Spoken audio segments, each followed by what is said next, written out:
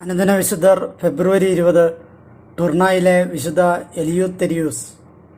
ഫ്രാൻസിലെ ടൂർണായിലായിരുന്നു വിശുദ്ധ എലിയൂത്തെരിയൂസിൻ്റെ ജനനം.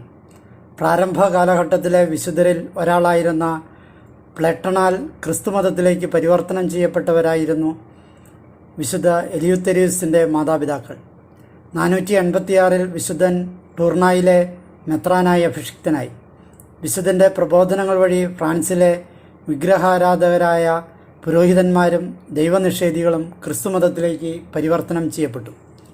ഒരിക്കൽ ചെറുപ്പക്കാരിയായ ഒരു പെൺകുട്ടി വിശുദ്ധനിൽ അനുരക്തയായി. മെത്രാന് ഇക്കാര്യത്തിൽ യാതൊരു പങ്കുമില്ലായിരുന്നു. ഇതറിഞ്ഞ പെൺകുട്ടി രോഗിയാവുകയും അധികം താമസിയാതെ ബോധം നഷ്ടപ്പെട്ട അവസ്ഥയിലാവുകയും ചെയ്തു.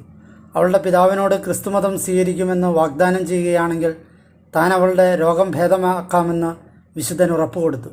എന്നാൽ അവളുടെ അസുഖം ഭേദമായെങ്കിലും അവളുടെ പിതാവ് വാക്കുപാലിക്കുവാൻ സന്നദ്ധത കാണിച്ചില്ല.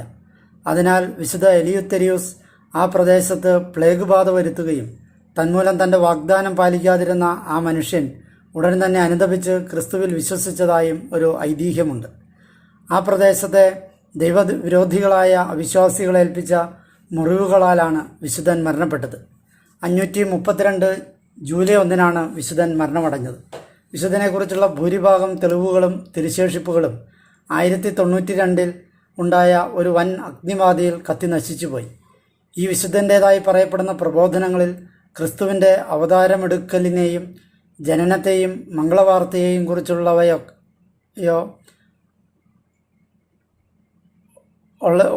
ഒന്നിനും മതിയായ ആധികാരികതയില്ല. ആരാധനയിൽ പൂജ്യവസ്തുവിൻ്റെ പാത്രവുമേന്തി നിൽക്കുന്ന രീതിയിലും മുറിവേറ്റ സൈനികർക്കും പാവങ്ങൾക്കുമിടയിൽ പൂജ്യവസ്തുവിൻ്റെ പാത്രവുമേന്തി നിൽക്കുന്ന വിശുദ്ധനെ യേശു അനുഗ്രഹിക്കുന്നതായും ചമ്മട്ടി കൊണ്ടുള്ള അടിയിൽ നിന്നും വിശുദ്ധനെ ഒരു മാലാഖ രക്ഷിക്കുന്നതുമായുമാണ് വിശുദ്ധ എലിയൂത്തെരിയൂസിനെ കലാകാരന്മാർ ചിത്രീകരിച്ചിട്ടുള്ളത്.